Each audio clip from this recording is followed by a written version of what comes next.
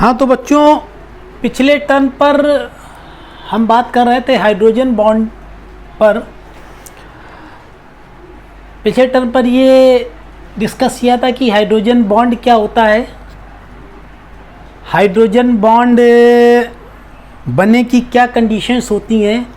उन कंडीशंस में तुमको बताया था कि जो हेटेरो एटम होगा या इलेक्ट्रोनेगेटिव एटम होगा वो हाईली इलेक्ट्रोनेगेटिव होना चाहिए तथा सफिशिएंटली स्मॉल इन साइज होना चाहिए। और ये कंडीशंस सिर्फ 3 हेटेरो एटम्स पूरे करते हैं, फ्लोरीन, ऑक्सीजन एंड नाइट्रोजन। और यही 3 एलिमेंट्स जो होते हैं वो हाइड्रोजन के साथ मिल करके हाइड्रोजन बॉन्ड का फॉर्मेशन बनाते हैं। कंडीशंस के बाद बताया था टाइप्स ऑफ हाइड्रोजन बॉन्डिंग। तो टाइप्स ऑफ हाइड्रोजन बॉन्ड में तुमको 2 तरीके बताए थे, 2 टाइप्स बताए थे। एक बताया था इंटर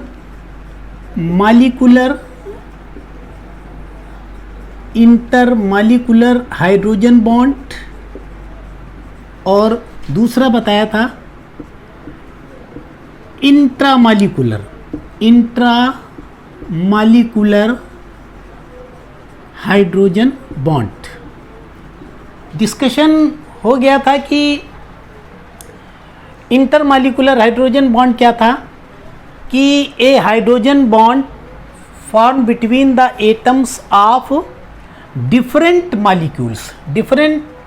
मालिक्यूल्स के एटम्स के बीच में हाइड्रोजन बॉन्ड जो बनता है वो इंटरमालिकुलर हाइड्रोजन बॉन्ड बनता है। जैसे था HF, ये हाइड्रोजन बॉन्ड बना रहा है HF, ये हाइड्रोजन बॉन्ड बना रहा है HF। तो जो एटम्स जिनके बीच में हाइड्रोजन बॉन्ड बन रहा है यानी हाइड्रोजन और फ्लोरीन, तो हाइड्रोजन एटम एक HF मालिक्यूल का है और फ्लोरीन एटम दूसरे HF मालिक्यूल का है। और इस तरीके से क्या है, हाइड्रोजन बॉन्ड बन रहा है between the atoms of different molecules. तो इस तरीके का हाइड्रोजन बॉन्ड जो बनता है that is called intermolecular hydrogen bond. अब बात करते हैं इंट्रामालिकुलर हाइड्रोजन बॉन्ड की। इंट्रामालिकुलर हाइड्रोजन बॉन्ड में क्या है, a hydrogen bond form between the atoms of same molecule. एक ही मालिक्यूल्स के एटम्स के बीच में अगर हाइड्रोजन बॉन्ड बन रहा है तो that is called intramolecular hydrogen bond. देखिए फिर समझ लीजिए, इंटरमालिकुलर हाइड्रोजन बॉन्ड का मतलब ये a hydrogen bond form between the atoms of different molecules. और इंट्रामालिकुलर हाइड्रोजन बॉन्ड में क्या है कि a hydrogen bond form between the atoms of the same molecule. अब इंट्रामालिकुलर हाइड्रोजन बॉन्ड के एग्जाम्पल है आर्थोनाइट्रोफिनॉल। दिस इज आर्थोनाइट्रोफिनॉल यानी ये हाइड्रोक्सिल ग्रुप है और this is nitro group, N double bond O coordinate bond O। This is orthonitrophenol क्या होगा, यहाँ पर ऑक्सीजन एटम और हाइड्रोजन एटम इनके बीच में क्या हो जाएगा, ये हाइड्रोजन बॉन्ड बन जाएगा। तो ये दोनों एटम्स यानी ऑक्सीजन एटम और हाइड्रोजन एटम ये क्या है, सेम मालिक्यूल से हमको मिल रहे हैं।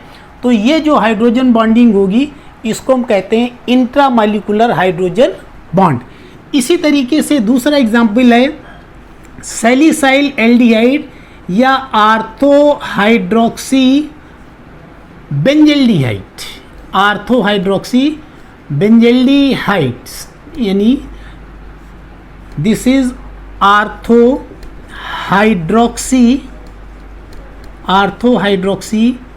बेंजल्डिहाइड।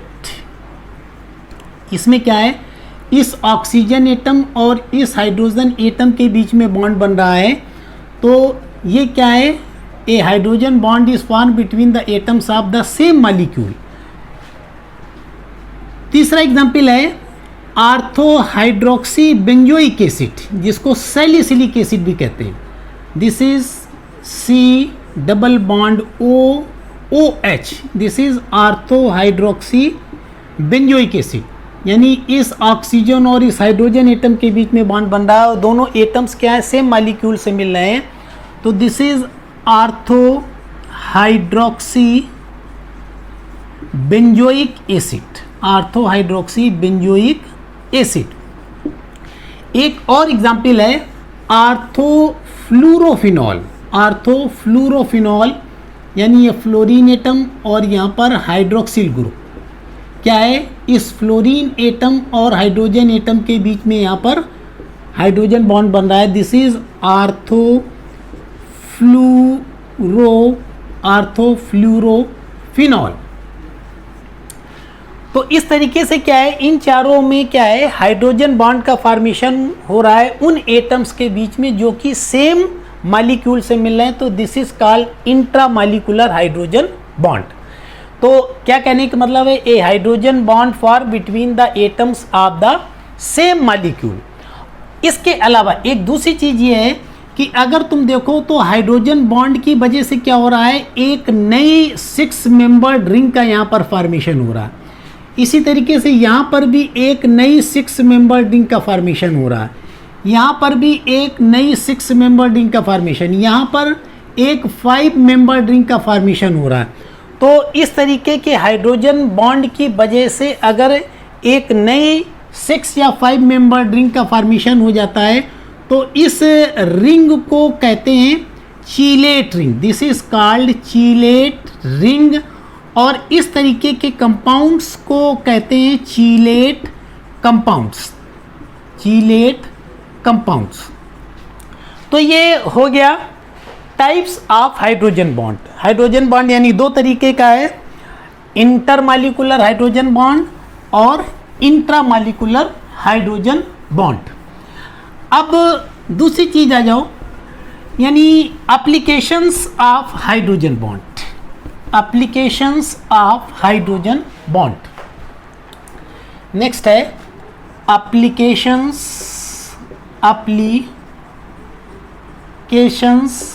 Of hydrogen bond. इन एप्लीकेशंस में नंबर 1 है effect on melting point and boiling point of the compounds, melting and boiling points of the compounds। सबसे पहले हम बात करते हैं पीरियोडिक प्रॉपर्टीज में, यानी अगर हम बात करें तो पीरियोडिक टेबल में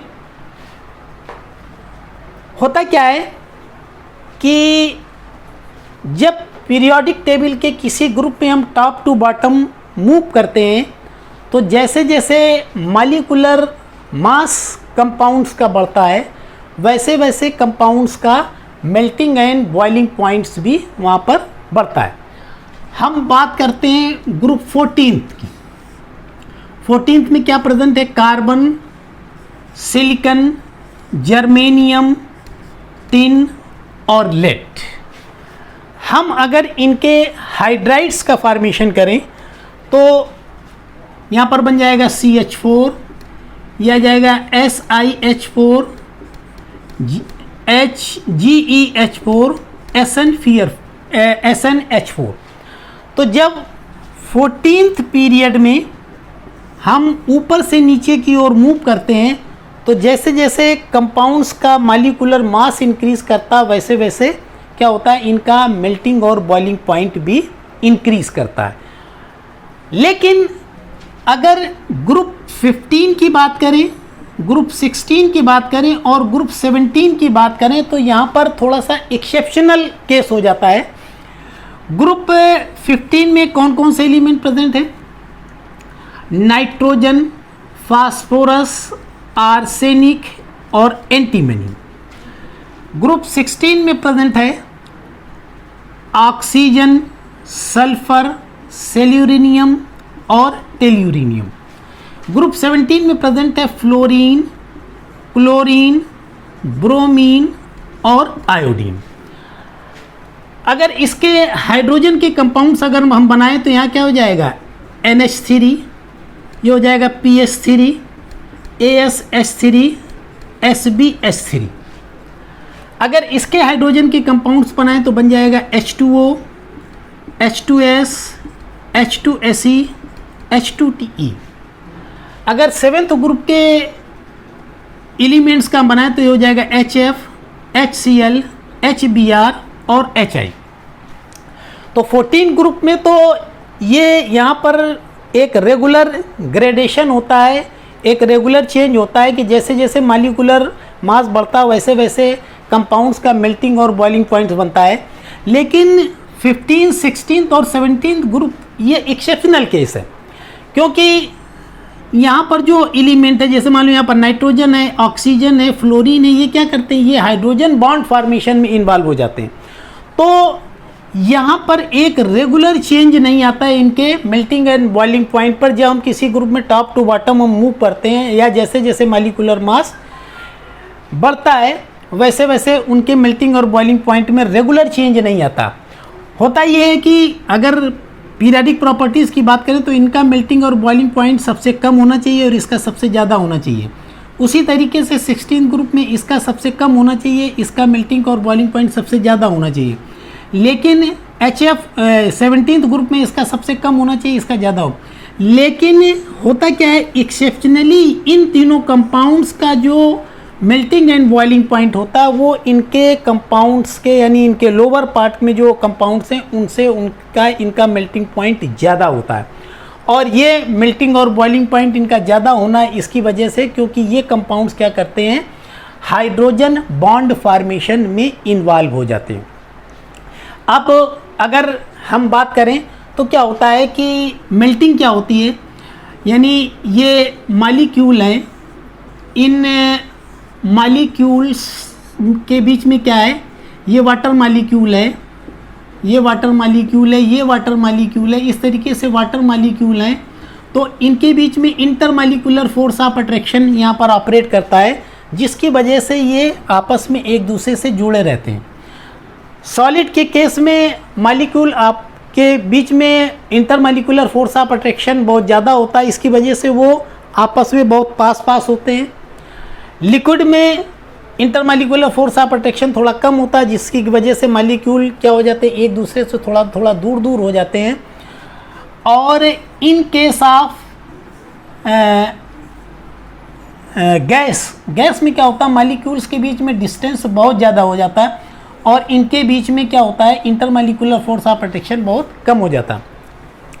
होता क्या है कि जब हम इनको हीट देते हैं या एनर्जी देते हैं तो क्या होता है, ये इस इंटरमॉलिक्यूलर फोर्स ऑफ अट्रैक्शन को क्या करता है, कम कर देता है, जिसकी वजह से ये मॉलिक्यूल आपस में दूर हो करके क्या होते हैं, लिक्विड में कन्वर्ट हो जाएंगे। या लिक्विड होंगे तो वो उनको जब एनर्जी देंगे तो क्या हो जाएंगे, उनके बीच में मॉलिक्यूलर फोर्स ऑफ अट्रैक्शन कम हो जाएगा और ये क्या हो जाएगा, गैस में कन्वर्ट हो जाएंगे। तो in case of ammonia, water और हाइड्रोजन फ्लोराइड, यहाँ पर इंटरमॉलिक्यूलर फोर्स के अलावा इनके बीच में क्या है, हाइड्रोजन बॉन्ड भी प्रेजेंट है। तो हमें क्या करना पड़ेगा, इन मॉलिक्यूल्स को दूर करने के लिए इंटरमॉलिक्यूलर फोर्स को तो हटाने के लिए एनर्जी देनी पड़ेगी, साथ साथ क्या करना पड़ेगा, इस हाइड्रोजन बॉन्ड को भी तोड़ना पड़ेगा, जिसकी वजह से हमें मोर अमाउंट ऑफ एनर्जी या मोर अमाउंट ऑफ हीट देना पड़ेगा, जिसकी वजह से इनके मेल्टिंग और बॉइलिंग पॉइंट्स क्या हो जाएंगे, ज़्यादा हो जाएंगे। तो ग्रुप 15, 16 और 17 में क्या है, अमोनिया, वाटर और हाइड्रोजन फ्लोराइड, इन कंपाउंड्स के जो मेल्टिंग और बॉइलिंग पॉइंट होते हैं इनके लोअर पार्ट के कंपाउंड्स के कंपैरेटिवली ज़्यादा हो जाते हैं, जबकि और ये ज़्यादा इस वजह से हो जाते हैं क्योंकि इनके बीच में इंटरमॉलिक्यूलर हाइड्रोजन बॉन्ड फॉर्मेशन यहाँ पर होता है।